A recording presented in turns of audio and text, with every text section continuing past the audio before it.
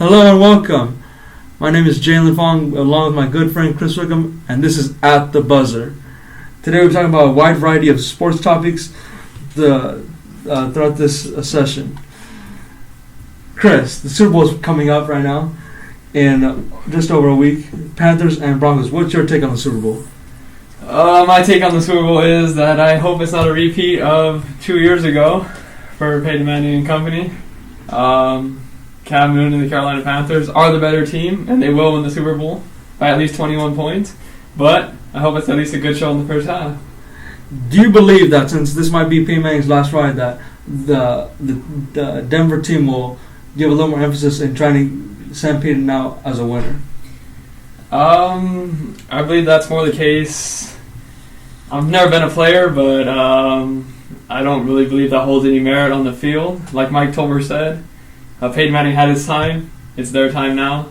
And it's just as simple as that. I mean, there's nothing much more the Broncos can do. It's over.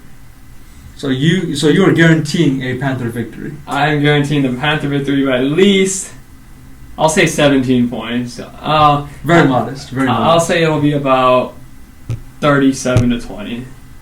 Very modest. And do you believe this is the start of a Panthers dynasty? I believe that over the next 5 years, the Panthers and the Seahawks will be the NFC representative for the next 5 years. And Cam Newton is becoming the best quarterback in the National Football League. Very bold prediction, sir. Very bold.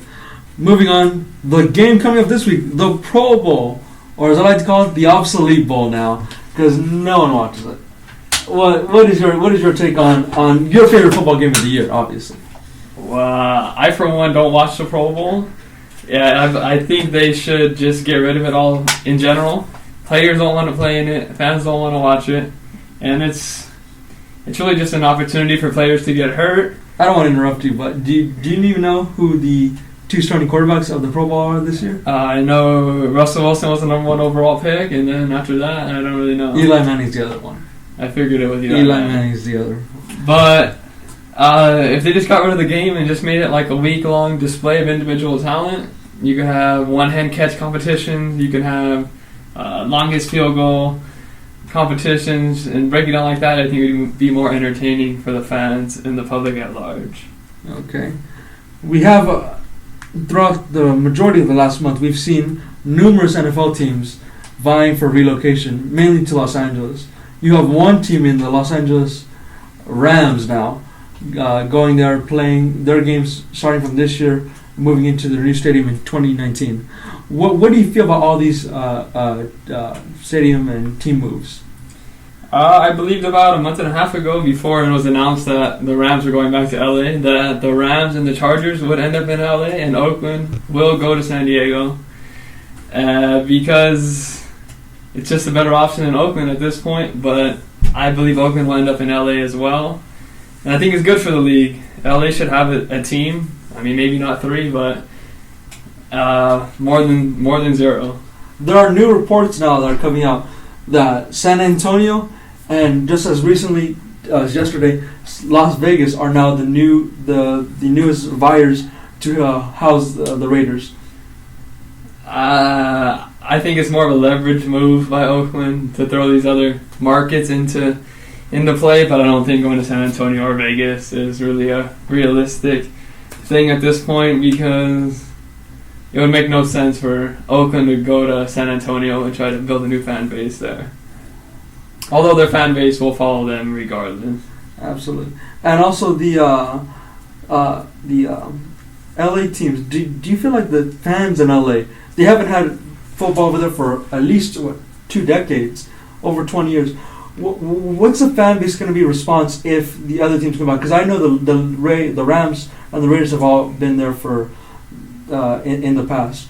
But to rebuild that heritage, rebuild that fan group, do you think that it'll show within the first couple of years, or do you think it'll take time for the Rams and the Chargers or the Raiders to rebuild their fan base in LA? I think it'll take a few years to get a bigger fan, to grow their fan base exponentially. But I mean, there's all the kids and the young adults who never had a football team, and now that in LA, now that the one is coming to their quote unquote hometown, I'm sure they're gonna. I don't know. You spoke about the kids, and most parents, including moms, are now saying that football's not really a viable sport for them after seeing, the mental health issues that the current NFL and college players face. Well, what are some of the things that you would like to say to those individuals who are trying to keep their kids out of football? I mean, I agree with it. I never played football. You're a basketball player, right, sir? I'm a basketball player. I'm not scared of playing football, but I mean, I think football has a lot more cons than pros when it comes to playing. And as you can see, the concussion movie just came out. But like Richard Sherman said, I don't need to watch that. I see a concussion movie every Sunday. And really, that's the fact of the matter. And but I don't really think it's had a significant impact as this last high school football season. There was the most players there has ever been in high school football. So I don't really see a drop-off over the long run for the NFL. All right, switching gears now to the NBA. You are a big basketball fan, if I could say so. I've known you for a great deal of time, and you watch NBA basketball more than any other person I've seen.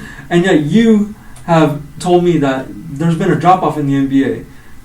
Tell me why is that? I wouldn't say drop-off in general. I'd just say that this season is kind of...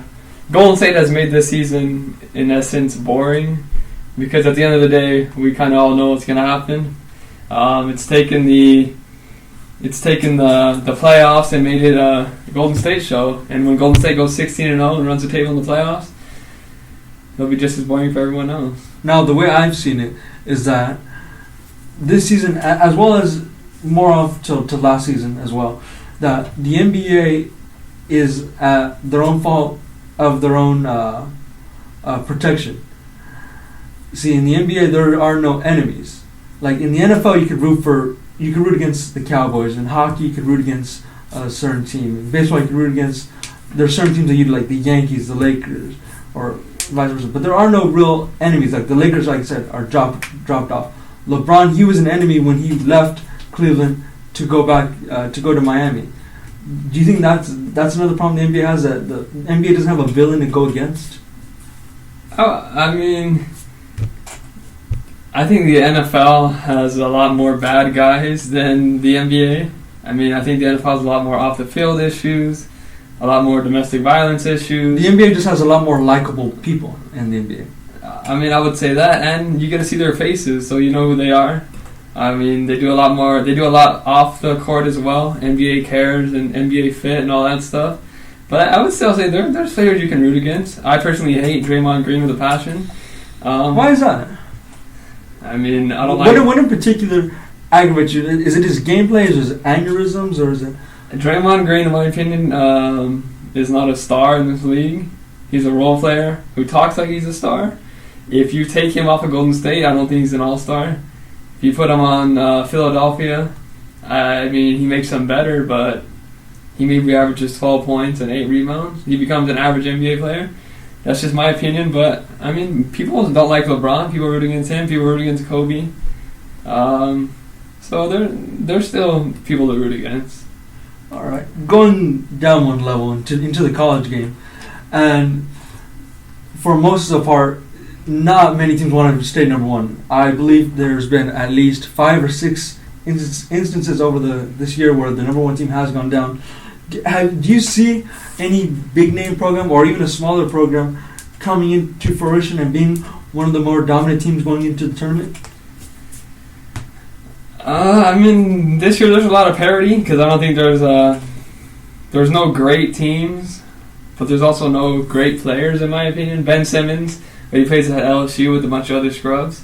So, I mean, there's nothing much he can do. He can't carry a team by himself and win the SEC.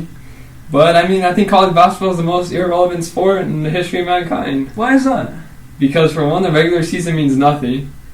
At all. The regular season does mean something if, in fact, you're trying to get into the tournament. But if you are in a major program, see, that's what I'm mean. Like non-conference is all about scheduling and trying to win the winnable games. And if you're going to lose 2 games, like Arizona State, for example, they scheduled a game against Kentucky. More than likely, they're going to lose that game. But it's the way you play those games and the perception that you give off to the people who are in the selection committee. Keep in mind this: Arizona State also defeated a team that was a lackluster team at the time, top 20 team, Texas A&M ball club, who are now a top 5, top 10 program, and are the leaders right now in the SEC. In just my opinion, the teams are going to be there regardless. There's teams that are going to be there every year, and there's going to be those VCUs that want to come and destroy everyone's party and win games that nobody hopes they actually win because they know they're not better than the team they just beat. But college basketball is going back to the BCS system in college football. College basketball is the opposite of what college football was. People cared about college football because it mattered if you won or lost. It doesn't matter if Kentucky loses their first 15 games and then they go and they win the rest of their games because they'll probably still make the tournament. And at the end of the day, if you make the tournament, that's all that really matters. No one cares if you win no one cares if you win an ACC championship. If Duke wins the ACC title and Miami wins the national championship, no one cares who won the ACC tournament. So it's really all irrelevant unless you win the national championship. So you're of the proportion that a mid-major team, if they making it to the Final Four, they had a great successful year. As if they're not the ultimate champion, their season is a waste. I mean, for those mid-major teams, I guess that's a good season because they're in the business of being good, not great. I mean, if you don't win it all, what's the point? LeBron didn't win it all last year. Doesn't matter. Talking about good to great, you were a proponent of the firing of Herb Sendek last year, and now we have a new head coach for ASU basketball, Bobby Hurley. What's your view on this year's team and his teams that he could build towards the future? I think ASU will have a chance to be a good team. I would say maybe over the next few years they'll be a Sweet 16, around a 32 team. I don't see them ever being a really elite program. Once Bobby Hurley gets his guys to Tempe, they might be able to make a run, but I mean, Bobby Hurley's only going to be here so long. He's going to build the program up, and he's going to get another job. For example, he could go. Let's say he can go to Michigan, he can go to Miami. He'll get a bigger job, and he'll leave, and we'll go back to mediocrity. And like, you think the drop off will be that bad, going right back to mediocrity after he built up such a great program? Keep in mind, he left Buffalo. Buffalo is one of the top teams in the MAC still. In the what? I forgot all the relevant conference. Oh, well, I'm sorry that you were from a big school. Are they going to win the national championship this year? They might. You get in. Hey. A mid-major program will never win the national championship. Butler was one clank away from winning it. If ifs and buts are cherries and nuts, it'll be Merry Christmas. That's a great little line that you probably stole from someone. But this season in general, what do you see for ASU? I'm not sure what the record is right now. They are currently, after last night's victory over Oregon State, they are 12-9 right now.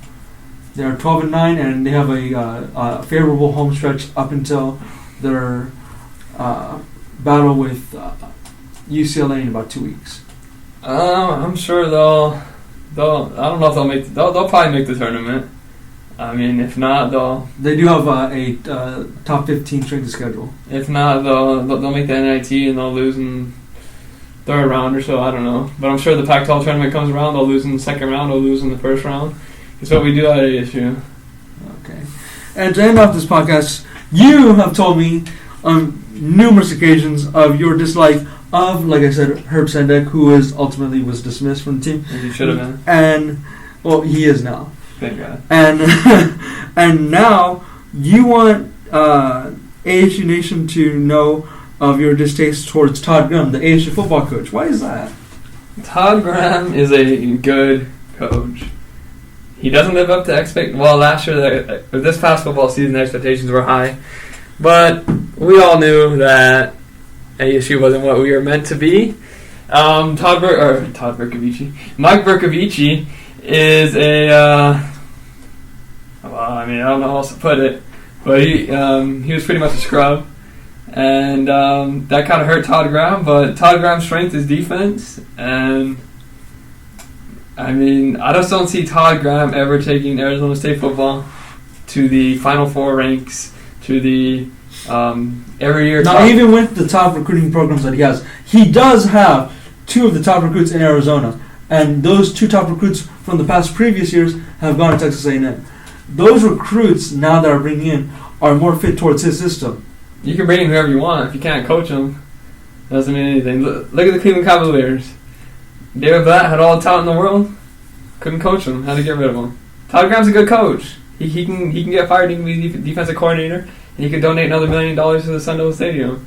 But at the end of the day, he's never going to win a national championship. And if that's what you want to do, then you got to give it to Todd Graham, and you got to go and get someone like Jim Harbaugh and build your program, and maybe you'll win something. All right. Thank you so much for listening to At the Buzzer. Talking to you later.